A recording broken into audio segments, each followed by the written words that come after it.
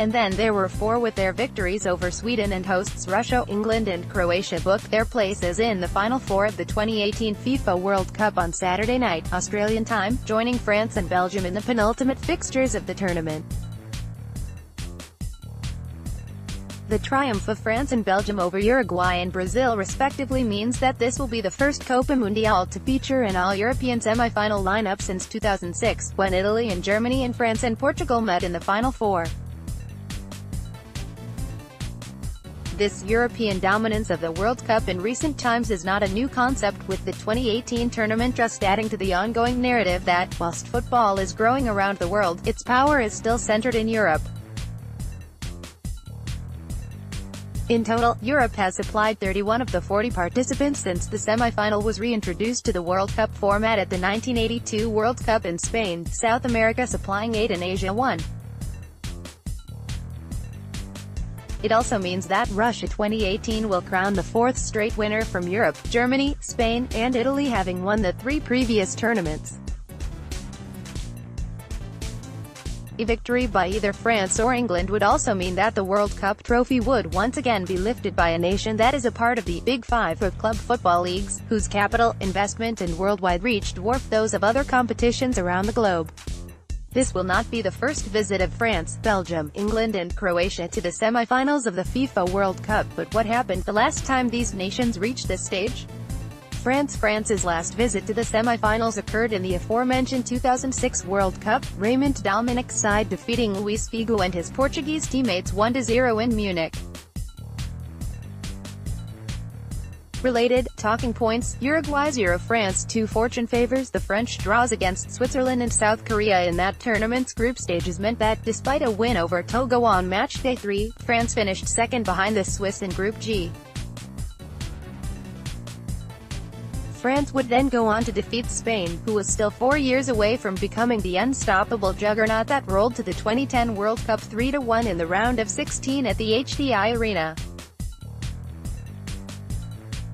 A Thierry Henry goal would then propel Les Bleus past defending champions Brazil in the quarterfinal, setting up a semi-final date with the Portuguese. France produced a commanding performance in that semi-final to earn the victory, scoring when Zinedine Zidane converted a 33rd minute penalty when Henry was brought down in the area by Ricardo Carvalho. Competing in the first final since 1978 and only the second since 1938 to not feature either Germany or Brazil, the French and Italians would both score in the early segments of the final, Zidane netting from the spot in the 7th minute and Marco Materazzi heading in an Andrea Pirlo corner in the 19th minute. Zidane would then, infamously, turn from hero to villain as the deadlocked final entered into extra time, launching a fierce headbutt into the chest of Materazzi in the 110th minute of play to earn a red card. Without their leading penalty taker, France would then go down to Italy in a penalty shootout, Fabio Grosso scoring the winning penalty after David Trezeguet's miss. France women's national side has also reached the semi-finals of the Women's World Cup on one occasion, 2011. Belgium: the Red Devils have only appeared in a single World Cup semi-final in their history, defeated in the penultimate stage of the 1986 tournament by Diego Maradona and eventual champions Argentina. A part of 86's Group B alongside hosts Mexico, Paraguay, and Iraq, Belgium would finish third in their group, only to advance to the knockout stages of the tournament by virtue of being the best-performed third-placed finishers. Belgium would come up against a highly fancied Soviet Union in the round of 16 fixture, who were led by legendary Soviet coach Valery Lobanovsky. A pioneer of incorporating sports science into his coaching methods, Lobanovsky had tactically modeled the Soviets' World Cup side on the team he had led to victory in the 1985-86 Cup Winners' Cup, Dynamo Kiev, with the Soviet squad also largely made of players from that team. A brace from one of Lobanovsky's Dynamo stars in Igor Belanov was cancelled out by efforts from Belgium's Enzo Sifo and Jan Selmans within the regulation 90, sending the clash into extra time.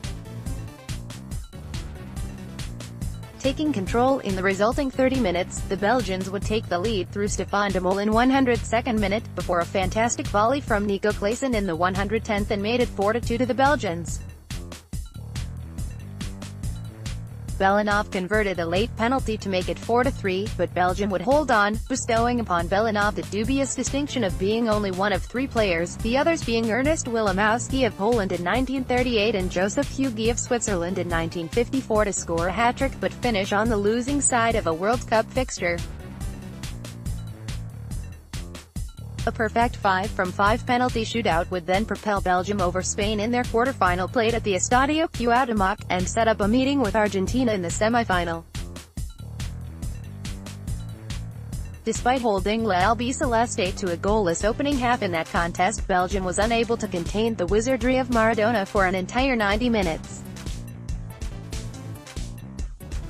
Goals in the 51st and 63rd minutes from the Little Maestro would propel Argentina to the final, where they would defeat West Germany 3-2 at the Estadio Azteca to lift their second World Cup. England decide that you either love or love to hate has been to 2 World Cup semi-finals in its history, the first in 1966 en route to lifting the Jules Rimet Trophy on home soil and the second in 1990. Related talking points: Sweden 0, England 2. Continuing to dream. In 1990, England finished atop Group F in the opening stages of the tournament after drawing with the Republic of Ireland and European champions the Netherlands in their opening 2 fixtures and defeating Egypt on match day 3. David Platt would score in the 119th minute to propel the Three Lions past Belgium in the round of 16, before England were taken once again to extra time in the quarter-finals by Cameroon. A Gary Lineker penalty in the 105th minute did enough to sneak into England the semi-finals, where they would meet the old enemy, West Germany. Andreas Brehme opened the scoring for the West Germans with a freakishly deflected free kick on the hour mark at the Stadio delle Alpi, only for the talismanic Lineker to tie things up with an 80th minute strike. As the semi-final headed to extra time, a 98th-minute decision by the Brazilian referee José Roberto Reis set the scene for one of the most famous and heartbreaking images in footballing history. Taking a heavy touch on the ball in the midfield, English linchpin Paul Gascoigne desperately slid in an attempt to win it back and collected West Germany's Thomas Berthold. Without hesitation, Wright brandished the yellow card, meaning that Gaza, who had already been booked earlier in the tournament, would now miss the final. From that point forward, Gascoigne left everything he had on the pitch as the game went to penalties, in which, beginning a curse that would stay with England until the round of 16 game against Colombia in 2018, the West Germans defeated England in Gaza's tears as he left the pitch following that day became the defining image of Italian 90. England's women's national side has also reached the semi-finals of the Women's World Cup on one occasion, 2015. Croatia didn't waste time in reaching their first, and so far only, semi-final, reaching the penultimate stages of France 98 in what was their first World Cup as an independent nation. Featuring the likes of Zvonimir Boban, Davor Suka, Alan Boksic, and current Melbourne Knights gaffer Aljosa Asanovic, Croatia were drawn in Group H at the final World Cup of the 20th century alongside Argentina, Jamaica, and Japan. A 3-1 defeat of Jamaica and a 1-0 victory over the Blue Samurai ensured that, despite a 1-0 loss to Argentina on match day 3, Croatia advanced to the round of 16. A penalty from Suka in first half extra time ensured that Croatia advanced past Romania in their resulting round of 16 fixture, setting up a meeting with a heavily favored German side in the quarter-finals.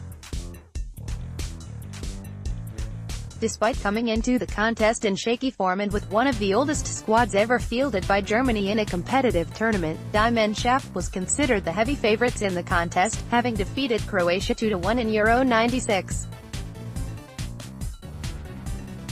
With the likes of Jurgen Klinsmann and Oliver Bierhoff threatening for the Germans in the opening stages at the Stade de Gerland, it looked like Croatia were destined for a quarter-final exit, until a rash challenge from Christian Warnes on Suka resulted in his dismissal.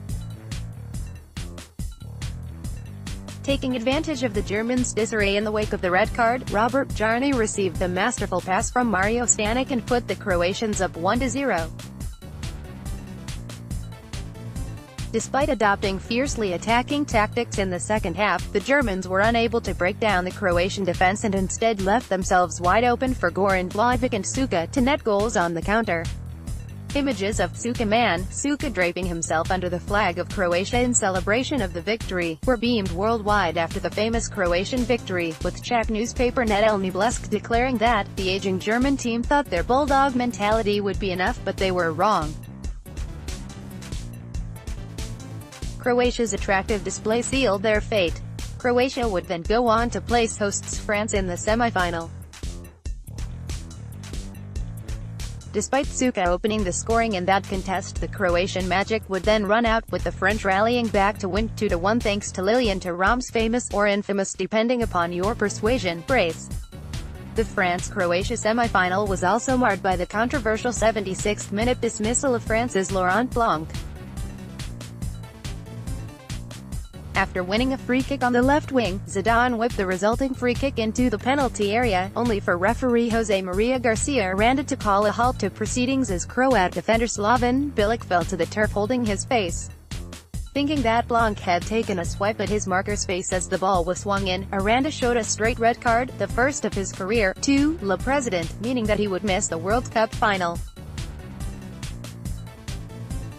Replays, however, showed that whilst the slightest of contact between Blanc and Bilic had been made, it was nowhere near enough to merit their reaction. Furthermore, Bilic had gone to the turf holding a completely different part of his head than the chin that Blanc had actually grazed. While Bilic has since refused to apologize for the incident, he has said that if he had the power to change things, he would have wanted to see Blanc play in the final. "He didn't hit me like Mike Tyson, but he gave me a push," Bilic told The Independent in 2006. "At that moment I was panicking, because in 9 out of 10 situations like that the referee goes yellow to both players. And I heard the Igor Stimac tell me to go down. So I thought, no final, no third place, whatever, so I went down. I didn't think, is he going to miss the final? I just wanted to protect myself. I didn't do anything wrong. He hit me, and the referee came and gave him a red. I swear if I could change that so he could play in the final, I would. But I was just acting to protect myself."